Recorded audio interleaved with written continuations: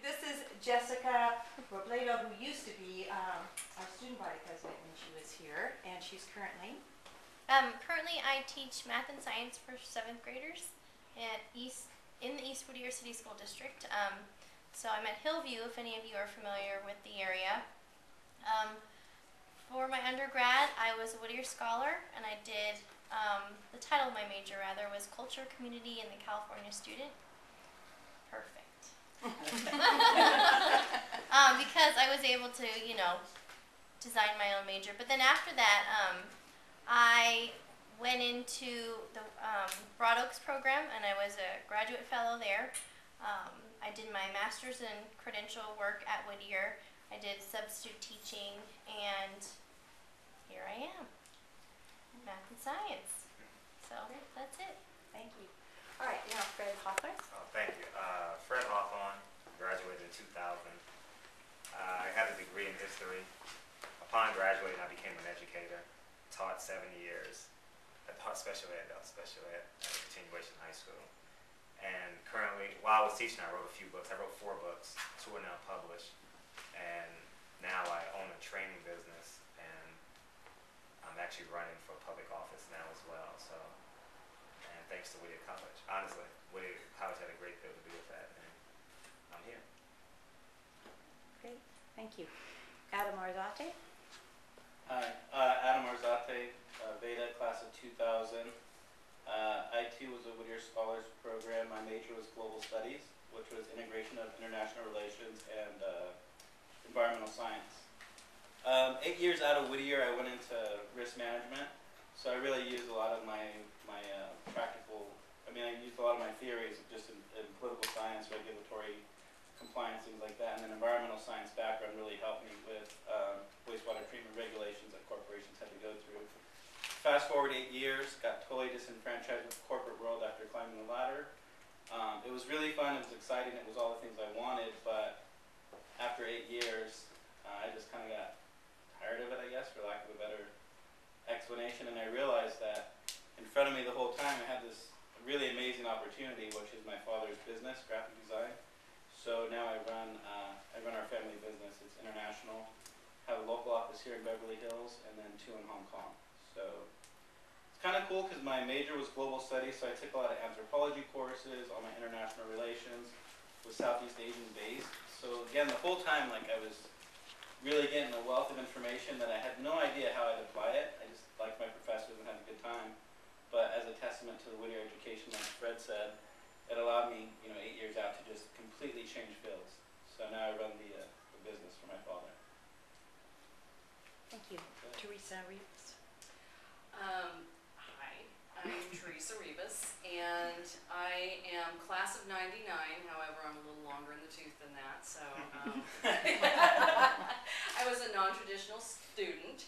This is my husband sitting next to me. We were already married. I was 30 when I came to school. I'd been out in the work world. I'd been selling insurance and been in different sales fields. Came here to get my education, to get the 4-year degree, and actually I can say that what it did for me was to give me a way of looking at things differently, and maybe from a more broader perspective than I had prior to coming to school here. Primarily because of so much interaction with the professors and dialogue, and for me it was great because I had more years and real world experience behind me to bring in, so that was great. Oh yeah, I was an anthropology major, comparative cultures, and Latin America was my area of study because I knew I would be in California and a lot of Latin American cultures. It would help if I understood a little bit more. And I don't know, did I miss something? Did I get it all? That was good. That was good. There you go. And this is not Dan Rivas. No. This is I get called that Dan quite often, McMillan. and I do answer to it. Dan It's just McMillan. Class of 82, I should have graduated in 80. My standard joke is I thought they're still drafting for the Vietnam War. I changed my majors like 7 times while I was here at Whittier College, which really did prepare me for future in life because I've changed my career probably about 20 times in that time frame. I ended up with a degree that doesn't even exist here anymore called speech, which you can always use. My wife will tell you, talking is a non-issue for me. Getting me to stop, that's a better trick. So think that the fact that the liberal arts education did prepare me for when I changed careers, I was able to be a lot more flexible. I took positions that I really wasn't qualified for, but I figured I was qualified for a lot of the classes I took, but I somehow muddled my way through. So it worked out good. Great.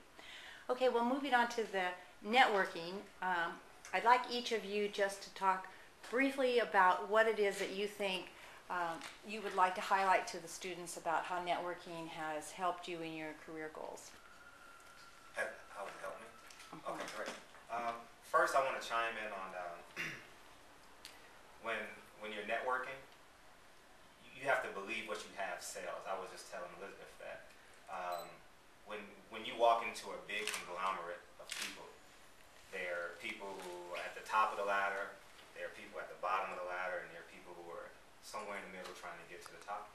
And if you walk into a room and you feel like you don't belong, then that energy is gonna, that synergy that you create is gonna be very visible to the next person.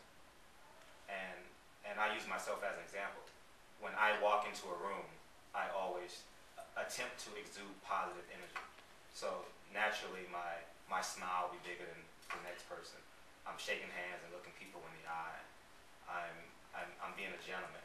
That's one of the things that I tell a lot of men. One of the biggest way to get ahead in life is to be a gentleman.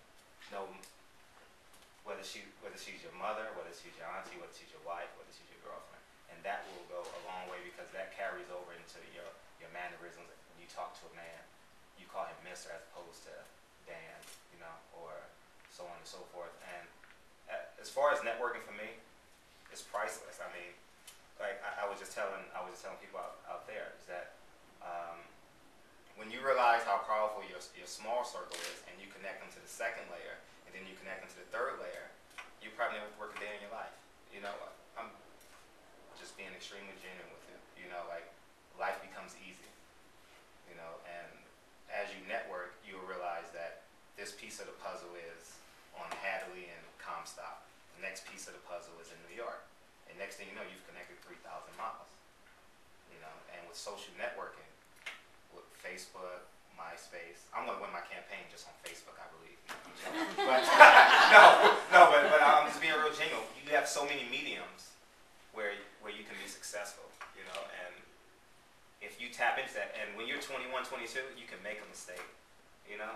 I made plenty when campus safety looked for me many times on campus, and you're gonna make the mistakes, but recovering from those mistakes and climbing up the ladder, it's Vaseline on the ladder, but you can still climb the ladder, but using it, being a gentleman, I tell, and ladies acting like ladies, you'll be extremely successful, and That's true. I don't know about the gentleman part. I felt that one early on, I can tell you. No, I think he's right. I think just really comes down to just basic fundamental knowledge that we all got one way or another. Like for me, hospitality industry, that's what we do. We service people. Like we're a graphic design firm, so we're artists and we're fun and funky and all that, but at the end of the day, I have to remind myself it's about service, and that's really what Fred's talking about, I think, is like the interpersonal skills where Mr. McMillan has said to Dan, once you get to that personal level, hey Dan, what's up? You're throwing beers back, that's fine, but I think it takes time to build those relationships, and I think for me, networking that's like 90% of it. Like 90% of my business now is networking, but it's networking my father did. So now it's like me networking with the other Adams of the world, the other sons and daughters that are taking over their father's positions, or the other sons and daughters that have come into this role in family companies. Don't be afraid to talk. I mean, outside of events like this and outside of like my professional world, I look tore up. I'm in jeans and t-shirts and baseball caps, so you can't really tell what I do or where I've come from if I've touched down from Paris or Hong Kong or Italy. Like, no one really knows, so I'm very, very low key. So a lot of times, I think we did a sociology study here, or one of my classes we did a study where they're like, dress this way and go to like Nordstrom and see how you're treated, and then go back a week later but dress this way and see how you're treated. So it was a real eye-opener at the time, but I think for me it was just like, what I learned was it doesn't matter how people really dress, it does matter. I don't want to send you the wrong message, Don't go to an interview like me with torn jeans and little, attention to details. Don't do it. This is like a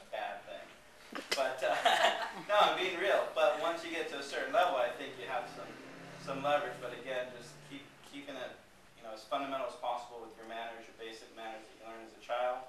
Don't be afraid to talk to anyone, anytime, no matter what you're wearing. I mean, I've met people in the darndest places, like running to Walgreens to get like my son medicine and running into like an old family friend who's a very influential person in the community, and I'm with like a baseball cap backwards and some Puma shorts and tennis shoes with no socks. But I know my value, I know my confidence, I know my ability, so as soon as I open my mouth, they lose focus on forgetting that it's like 9:30 at night at Walgreens on a Tuesday evening. All of a sudden it's like, oh yeah, that's Adam, he's in the middle of living his life. Because I know my value, because I know how to speak and remember the fundamentals of being a gentleman, all that kind of just falls by the wayside and you just connect. So I think just don't be afraid to connect with people and always know your value. Again, no matter where you're at, how you're living, just know your value and be able to communicate that. You know, like your elevator pitch, your elevator speech, whatever they talk about. Be able to do it succinctly. What are your goals? What are you looking for? And what can you offer someone? And most of the time, people, if you get that down, they'll understand how they can connect you. Like I met Fred again earlier today. We were in some classes together back in 2000. Well, now I know that he's running for city council. It's like boom, immediately. It's like who can I connect with? Fred, you know her, you know him, you know this person. And I think that's really the value of networking, is putting other people to work for you, so to speak, without even knowing they're really working, because it's not. They want to connect you. They want to connect you and help you add value to whoever it is they can connect you with. If that makes sense. No jeans like this, please. It's really tacky. My mom would get very mad. She'd tell you that I'm not a gentleman. We're calling his mother after this. She will too. Adam's mom. She's like, what the hell is this boy? Networking. Networking is important, particularly today where you're doing a lot of stuff online and you're not interacting, so there isn't that human factor. When you get the opportunity to network, you need to do so. Several of my jobs have come from networks. People call me and say, hey, you know, we've got this position, and I might already be employed, but maybe it's something of interest so it can open doors for you. I think what you need to pay attention to, though, when you're networking is, one, you know, like Adam talked about, your appearance is important depending on where you are. I mean, if you go to a baseball game in a suit because you're going to try and network there, kind of, maybe not so much. You know, at least have a neat appearance.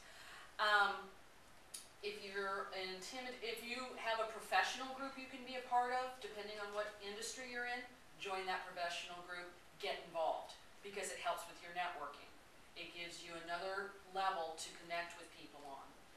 Walk into a room, shake hands. If you don't know what to say, ask them what they do, and if you don't understand what it is or don't know, ask them some questions. People are very glad to talk about themselves. You don't have to carry the conversation. They'll tell you everything. You might learn a few things. Ask a couple questions. Pay attention. People have to see you. Over and over again, people have to see you. It's not like you're going to shake somebody's hand once and you're going to be so memorable that 5 minutes later when they're talking to somebody else, they're going to be thinking about you. So people have to see you over and over again. So you need to keep that in the back of your mind. Somebody gives you a business card, send them a thank you note. I don't know, there's a lot of basics to it, but networking has been very important. It's relationship building, and I don't know, that's how I've done business for a lot of years. All right, who's shy in this room?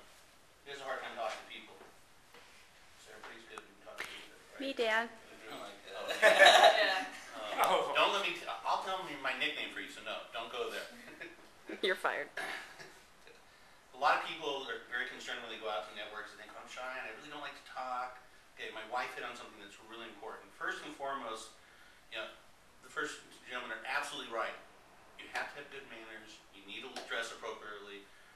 We went to an event and a guy was in a suit at an Angel game, and I'm laughing because I'm thinking, oh yeah, I'm going to want to do business with you if you think a suit is an appropriate attire for an Angel game. Okay, no. But basically, be polite. Be dressed for the occasion. If it's golf, you wear slacks and a polo shirt. If it's whatever, dress appropriately. It's pretty simple to figure out. If you don't know who's ever thrown you that, call them and ask them what they think is appropriate attire. They'll help you out. But since everyone here doesn't have a problem talking, you're ahead of the ball game from the go to a networking event, the first thing you want to do is when you get handed a business card, do not put it in your pocket. It's a huge mistake. Take the business card. Look at the business card. There's going to be something on there that will allow you, my wife is absolutely right about, ask questions. People like to talk about themselves. Oh, your middle initial's Kate. What is your name? Oh, it's Kyle. It's named after my great uncle. Oh, your family obviously very close. Oh yeah, he's the one who started the family business. What do you do? And she says, if you don't understand, have them tell you. Because people love to talk about themselves. That's why I say if you're shy, it actually works out great sometimes. You can let them do all the talking, and then you're going to walk away, and they're going to say, oh my God, Anna, that's such a great conversationalist. She said 10 words. You did 90 words. But as far as they're concerned, she was great because she listened to me talk. It's how people think. And that business card, what you want to do is you want to carry a pen with you when you get the business card and write something down that they said on the back of the business card. So that if you're environmental studies, like Eric is back there, you want to say, as my wife said, thank you cards. It's the simplest way to be remembered. They're inexpensive. You write a quick note. Eric, it was a pleasure meeting you at the Whittier College event. I'm glad to see you in environmental studies. I'm a firm believer that global warming is real and is a major issue. I'm glad to see people are realizing this and getting educated so that we can educate the rest of us. Have a great day, Dan McMillan. I get phone calls back. Nobody writes thank you cards anymore. People have completely forgot about manners, correct? I mean, the simple manners will get you a step ahead of everybody else. Lastly, the thing that's something to think about is Dale Carnegie, famous motivational person for years and years. There's still Dale Carnegie courses out there talks about when you do speak about what you know. You've got to believe in it, and you got to be real. But you're absolutely right. If you go in and try to put on a facade, people will sniff it out in 2 seconds and want nothing to do with you. But if you go in there and ask for help, especially since you're all young and you're going out in the business world, it's funny, my clients, I'm a certified financial planner, so I work with people with money. I don't call people, I go to networking events because I want to broaden my center of influence. Because I talk to one person who says, oh yeah, I know you from such and such, and next thing you said, you're talking to somebody in New York. But if you go out and you say to people, I really need help, I'm new in business, I just graduated from Whittier College. Oh really, I graduated from Whittier College. What do you do? And it's amazing how often people really want to be able to help you. They do want to help you. So ask for help. Make them the most important thing. Let them be the most, and make certain that you're listening.